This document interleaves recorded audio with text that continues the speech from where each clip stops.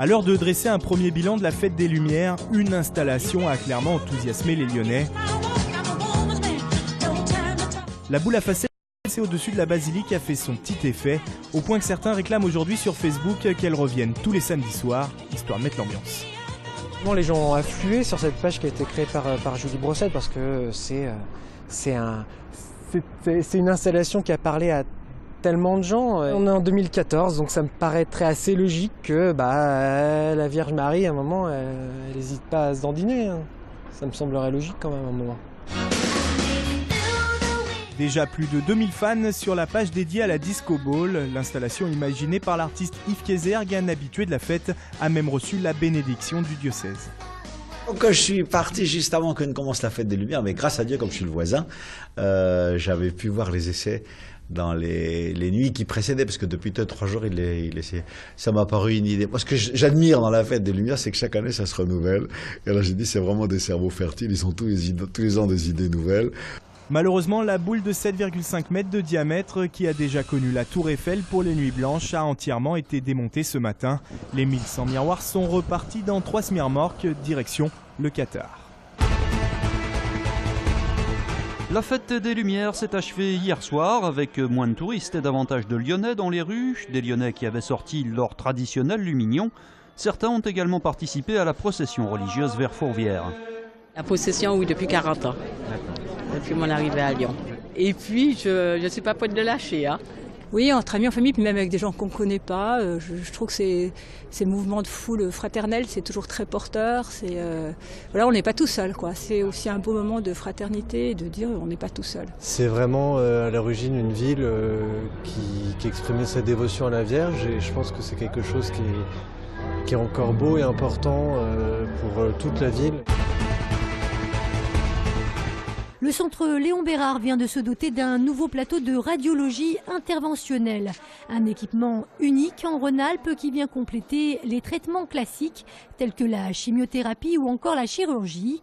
Principal atout, il est beaucoup moins invasif et permet surtout de traiter des tumeurs jusque-là impossibles à atteindre. On se guide par exemple à travers les vaisseaux sanguins pour aller exactement positionner le traitement ou la sonde que l'on veut à l'endroit où on veut pour bloquer le vaisseau sanguin ou lui déposer quelque chose qui va permettre d'avoir un impact sur la tumeur que l'on veut cibler, avec un très haut niveau de précision qui a fait parler de GPS. Près de 5000 patients pourraient être traités chaque année grâce à ce nouveau plateau de radiologie. Coût de l'investissement, plus d'1 million d'euros.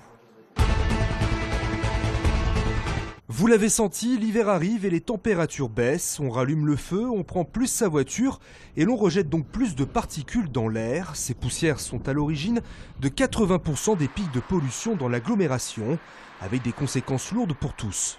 En moyenne, c'est 6 mois d'espérance vie de perdu et ça nous coûte environ 460 € par habitant et par an en frais sanitaires divers. Donc c'est un enjeu fort au niveau sanitaire, c'est un enjeu économique aussi. Dans ce laboratoire au cœur de Lyon, Air Rhône-Alpes analyse l'air que nous respirons.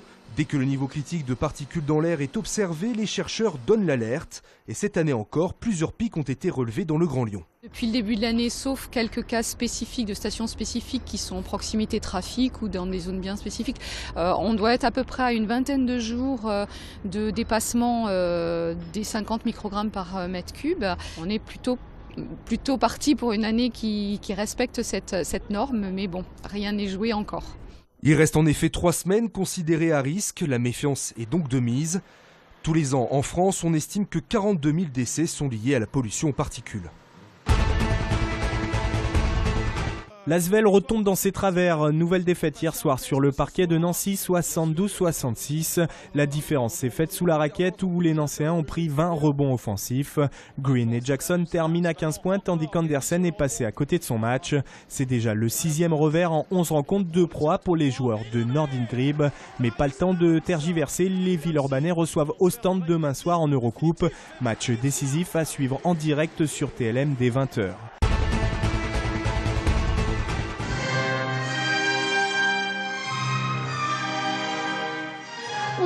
Qui n'avaient plus patiné ensemble. Le couple de danse sur glace, Marina Anissina et Gwendal Pesra, ont repris ce matin les chemins de la patinoire Charlemagne. 12 ans après leur sacre au JO de Salt Lake City, l'émotion était forcément au rendez-vous. Ce qui est le plus impressionnant pour nous, c'est de remettre ces costumes, puisque la dernière fois qu'on les a mis et qu'on les avait sur le dos, c'était sur le podium olympique pour la médaille d'or. Et ça fait vraiment quelque chose de... Enfin, c'est puissant, quoi. Quand on le met, c'est impressionnant. Muriel, elle est là, Monsieur Zazoui qui est là, nous, et on est avec cette costume, avec cette piste, comme avant le départ aux Jeux Olympiques. C'est vrai que ça fait rappeler des souvenirs, des bons souvenirs. Au point même qu'ils ont décidé de rechausser leurs patins pour une grande tournée française avec la troupe d'Holiday on Ice, une grande première pour eux.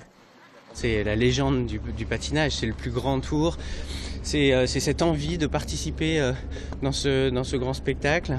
Et puis pour la première fois aussi, faire la tournée des Zéniths pour le public français dans des grandes salles. On a toujours été dans des patinoires en France.